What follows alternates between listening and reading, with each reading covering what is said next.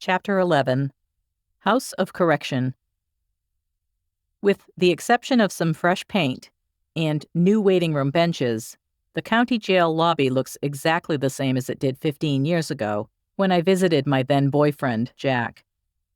But being here in my capacity as an attorney feels completely different than when I used to come as a regular visitor. From where I'm standing, waiting to go through the metal detector, I can see most of the large, brightly lit room. It's littered with more than a dozen people. There's another smaller room that sits just beyond the conveyor belt. At the moment, it holds a corrections officer who's checking people in. Beside it, there's a small desk and a third CO.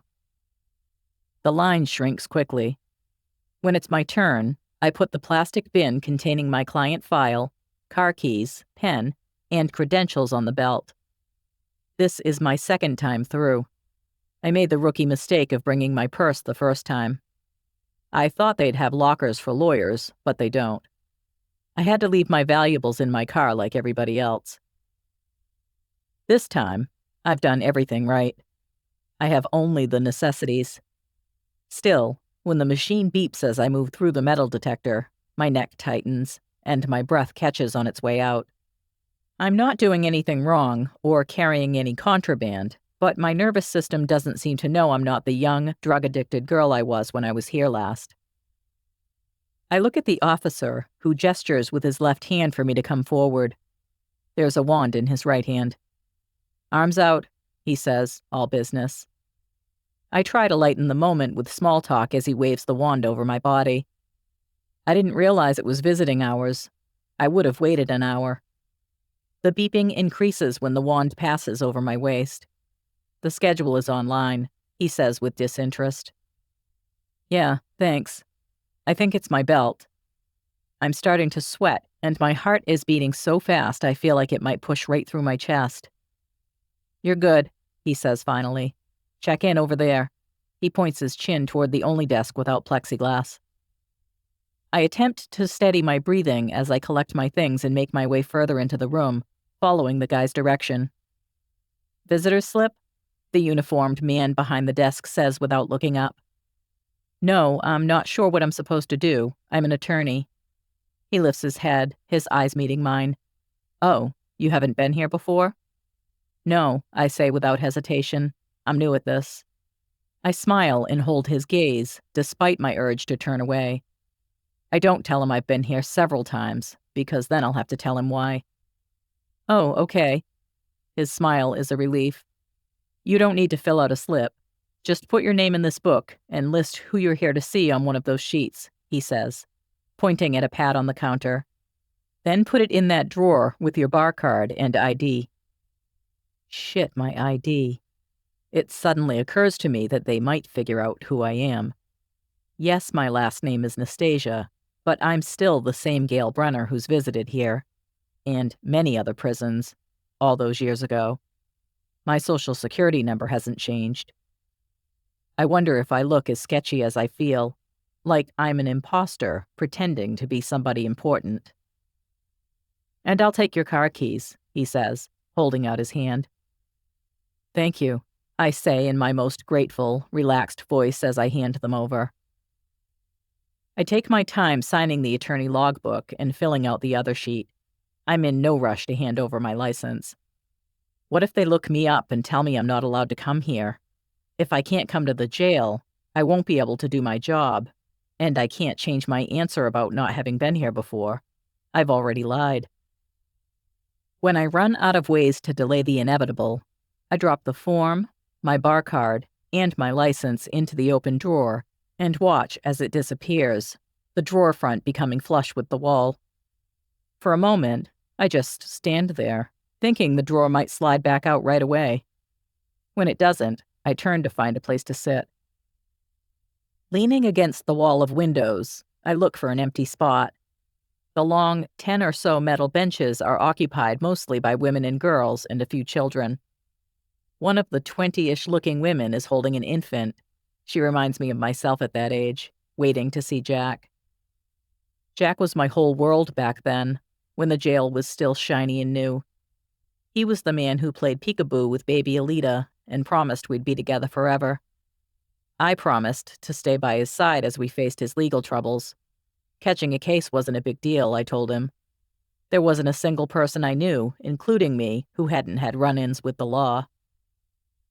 On my first prison visit to see Jack, I'd stood in a lobby much like this one, terrified they'd discover my prior arrests and turn me away. When the guard handed me back my ID that day, I'd nearly collapsed with relief. But this visit is different. I'm different. Still, the fear feels exactly the same. Tap, tap, tap. The sound jars me back into the room. When I turn to its source, I see an officer who's standing behind the glass, pointing to the receiver next to the drawer. I pick it up. Have you been here before? Shit, he must have found something.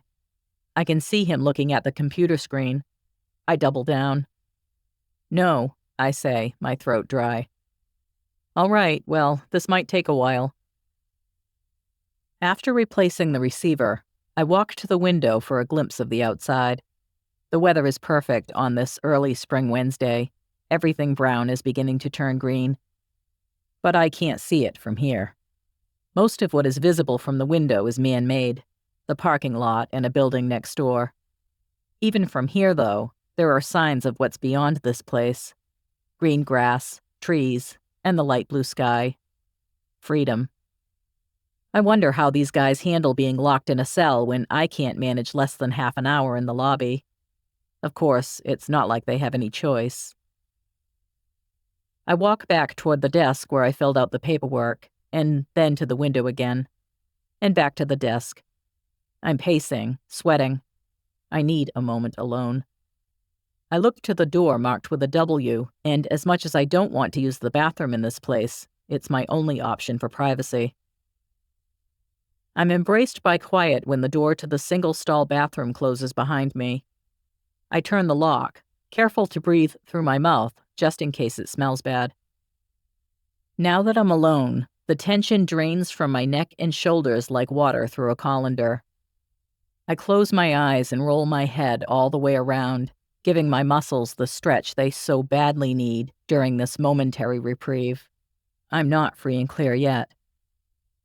Balancing my file on the corner of the sink, I wash my hands and dry them under the low heat of the electric wall unit. The dryer is so slow that even though I'm in no rush to leave my solitude, I reach for the toilet paper instead. Back in the lobby, I find a seat at the end of a bench, closest to the room where my future is currently under review. If I were a praying person, I would probably do that now. I've softened to the idea a little, but I'm far from convinced it would make any difference. Since there's nowhere to look without appearing to be nosy, I open my client's file and begin reading through the police report again. Even though I've read it so many times, I could recite it from memory. At least 20 minutes have passed when the drawer finally slides open. "You're all set," the guy yells through the space. "Sorry for the wait.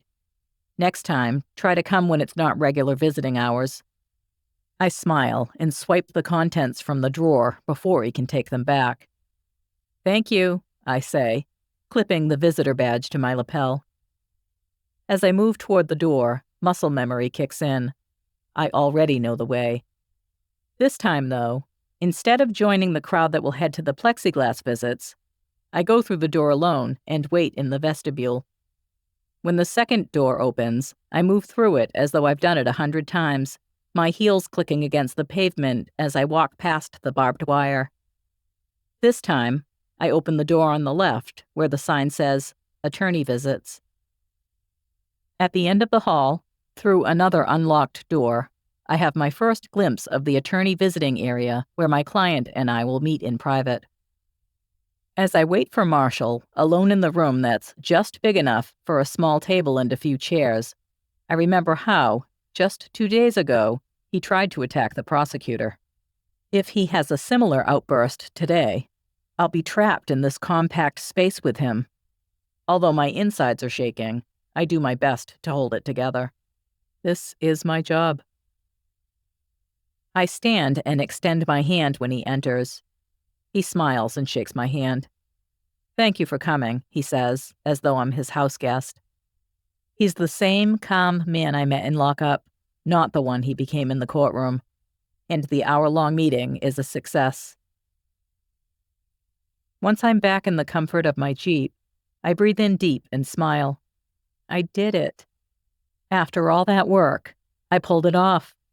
I wish my mother could see me now. She'd be proud. I know exactly what she would say.